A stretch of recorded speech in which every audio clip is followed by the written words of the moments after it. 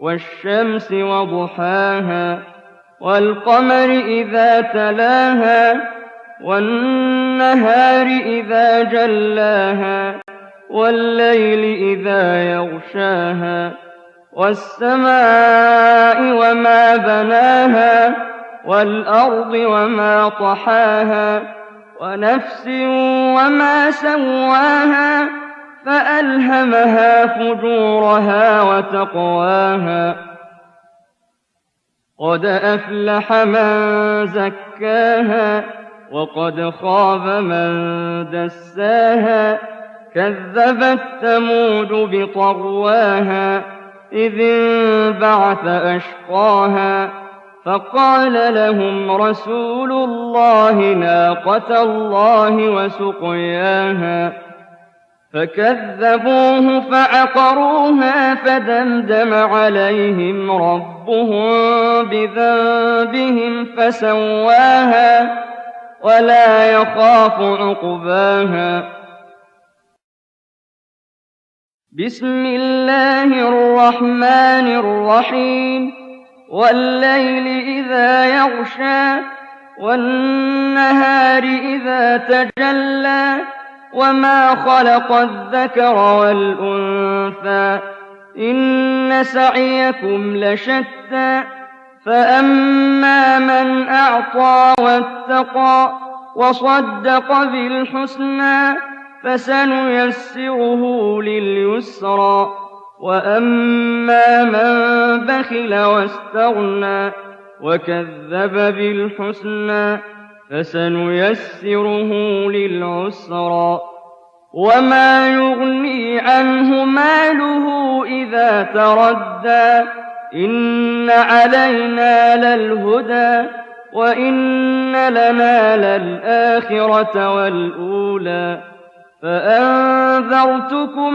نارا تلظى لا يصلاها إلا الأشقى الذي كذب وتولى وسيجنبها الأتقى الذي يؤتي ماله يتزكى وما لأحد عنده من نعمة تجزى إلا ابتغاء وجه ربه الأعلى ولسوف يرضى. Allah, the entirely merciful, the especially merciful. By the sun and its brightness, and by the moon when it follows it, and by the day when it displays it, and by the night when it conceals it, and by the sky and he who constructed it, and by the earth and he who spread it, and by the soul and he who proportioned it, and inspired it with discernment of its wickedness and its righteousness.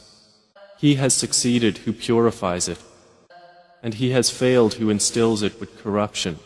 Thamud denied their prophet by reason of their transgression, when the most wretched of them was sent forth.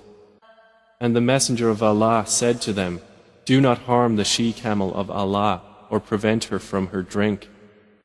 But they denied him and hamstrung her, so their Lord brought down upon them destruction for their sin, and made it equal upon all of them. And he does not fear the consequence thereof. In the name of Allah, the entirely merciful, the especially merciful. By the night when it covers, and by the day when it appears, and by he who created the male and female. Indeed, your efforts are diverse. As for he who gives and fears Allah, and believes in the best reward, we will ease him toward ease. But as for he who withholds and considers himself free of need, and denies the best reward, we will ease him toward difficulty. And what will his wealth avail him when he falls? Indeed, incumbent upon us is guidance. And indeed, to us belongs the hereafter and the first life. So I have warned you of a fire which is blazing. None will enter to burn therein except the most wretched one, who had denied and turned away. But the righteous one will avoid it, he who gives from his wealth to purify himself. and not giving for anyone who has done him a favor to be rewarded, but only seeking the countenance of his Lord Most High. And he is going to be satisfied.